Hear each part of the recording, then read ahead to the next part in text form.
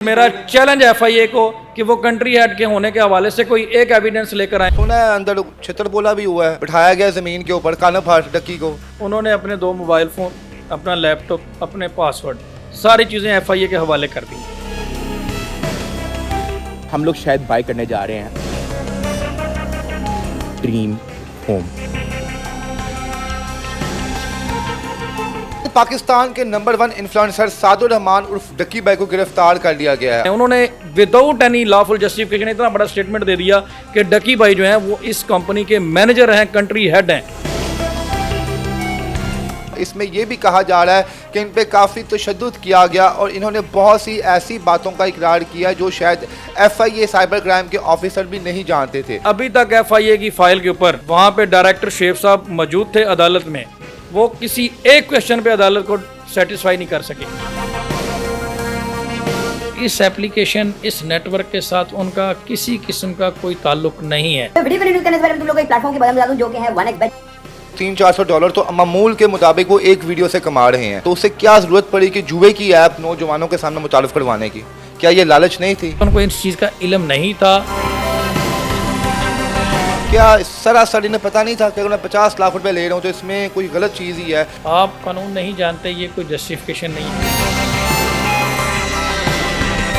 15-20 हज़ार डॉलर लेना डक्की जैसा कैलिबर का जो बंदा है, जो एक टॉप पोजीशन पे है, उसके लिए ये रूटीन की बात है। यहाँ पे वसीम अकरम साहब PSL बाकायदा एक गवर्नमेंट इवेंट है, वहाँ पे आप देखेंगे 1xbet एप्लीकेशन को प्रमोट किया गया। वहाँ पे पाकिस्तान का जो बेनिफिट था वो किधर था? जी नाज़रीन, पाकिस्तान के नंबर 1 इन्फ्लुएंसर सादुर रहमान उर्फ डक्की भाई को गिरफ्तार कर लिया गया है और नए होश शरबा इंकशाफात सामने आ रहे हैं कि इनके मोबाइल से हज़ारों डॉलर्स की ट्रांजैक्शन हुई है और एक ऐप है जिसके ये कंट्री हेड भी जो है साबित हुए हैं। हमारे साथ इस वक्त सादुर रहमान उर्फ डक्की भाई के वकील मौजूद हैं और जो कल पूरा दिन कमरा अदालत में इनके साथ रहे। इनसे पूछेंगे क्या वाकई जो इल्ज़ामात इन पे लगाए जा रहे हैं क्या ये बिल्कुल दुरुस्त हैं? क्या वाकई इनके मोबाइल से कोई ऐसी ऐप बरामद हुई है जुए की जिसके कंट्री हेड थे? और जो बड़े बड़े इदारों के ऑफिसर्स ये कह रहे हैं कि 20 से 25 हज़ार $US एक वीडियो का चार्ज करते थे, इसमें क्या सदाकत है? और जो जिस्मानी रिमांड इनका 2 दिन का हुआ, इसमें यह भी कहा जा रहा है कि इन पर काफ़ी तशद्दुद किया गया और इन्होंने बहुत सी ऐसी बातों का इकरार किया जो शायद एफआईए साइबर क्राइम के ऑफिसर भी नहीं जानते थे। तो डक्की भाई से मुलाकात के दौरान क्या क्या बातें इन्होंने पूछी और कमरा अदालत में जज के सामने क्या बातें हुई, आइए इनसे बात करते हैं। अस्सलाम वालेकुम। वालेकुम अस्सलाम। फयाज साहब कैसे हैं आप? जी अल्लाह शुक्र। फयाज साहब, आपकी वीडियो सोशल मीडिया पे बहुत ज़्यादा वायरल हो रही है जिसमें आप डक्की साहब के साथ तो नहीं कहना चाहिए, डक्की के साथ आप खड़े हुए हैं और आप जज के सामने जो है बता रहे हैं, केस की प्रोसीडिंग कर रहे हैं।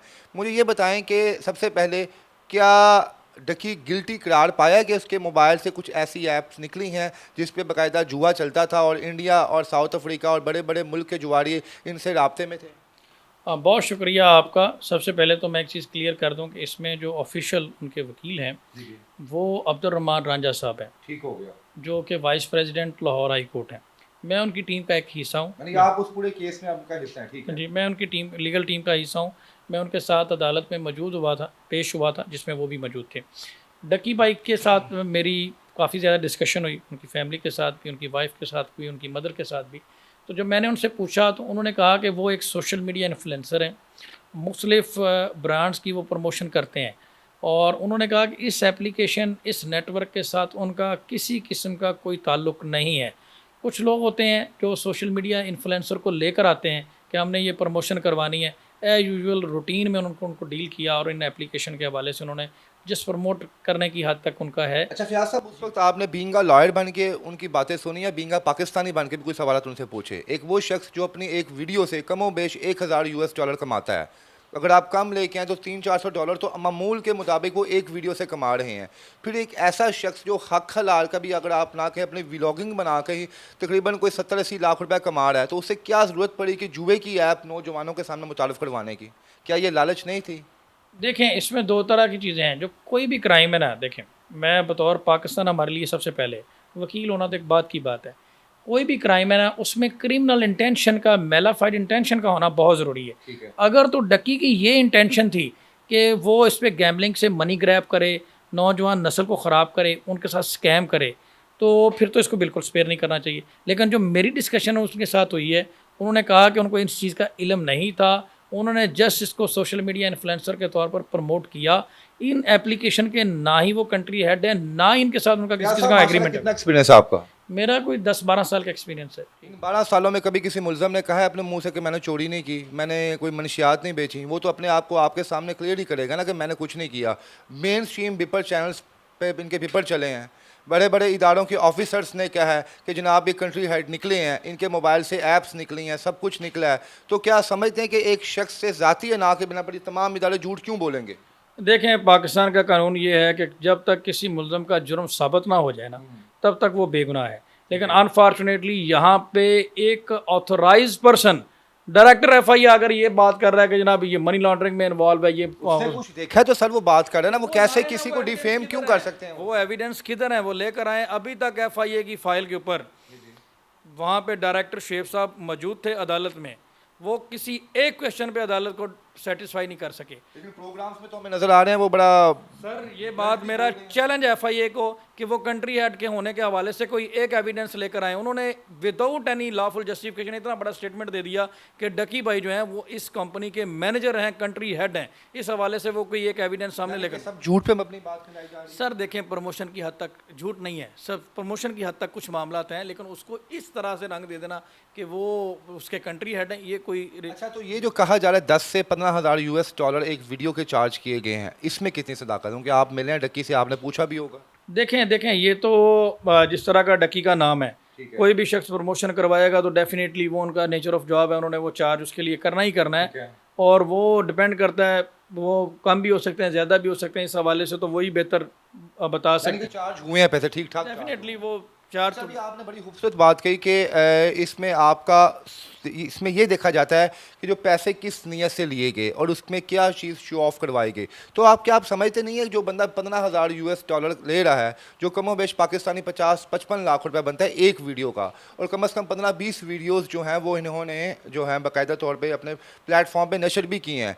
क्या सरासर इन्हें पता नहीं था कि अगर मैं 50 लाख रुपए ले रहा हूँ तो इसमें कोई गलत चीज़ ही है? मैं नौजवानों को जुए की तरफ लेके आ रहा हूँ। वो लोग जो दिहाड़ी बाज बेचारे हैं, 1,000-2,000 रुपये कमाते हैं, मेरे फ़ैन हैं, मुझे देख के इस मेरी बाइनर ऐप में इन्वेस्ट करेंगे, उनको नुकसान होगा। तो ये क्या समझते हैं कि ये उसने ठीक किया? देखें, ignorance of fact can be consider, ignorance of law can not be considered. आप कानून नहीं जानते, ये कोई जस्टिफिकेशन नहीं है। आप कोई क्राइम करने के बाद ये नहीं कह सकते कि मुझे पता नहीं था कि ये वायलेशन है। ये असूली तौर पर तो गलत है, ठीक है, लेकिन इनका प्रीवियस अगर हिस्ट्री देखा जाए, इन्होंने कभी कोई ऐसा क्राइम नहीं किया। डिजिटल क्राइम उनको कहा गया है, उनके एडिशनल साहब ने खुद इनको डिजिटल क्रिमिनल का खिताब दे दिया है कि ये डिजिटल क्रिमिनल हैं। इनको पता है कि डिजिटल पे किस तरह लोगों की सेंटिमेंट से कैसे खेलना है। अभी तक भी डायरेक्टर एफआईए या एफआईए मेलाफाइड इंटेंशन सामने नहीं ला सकी।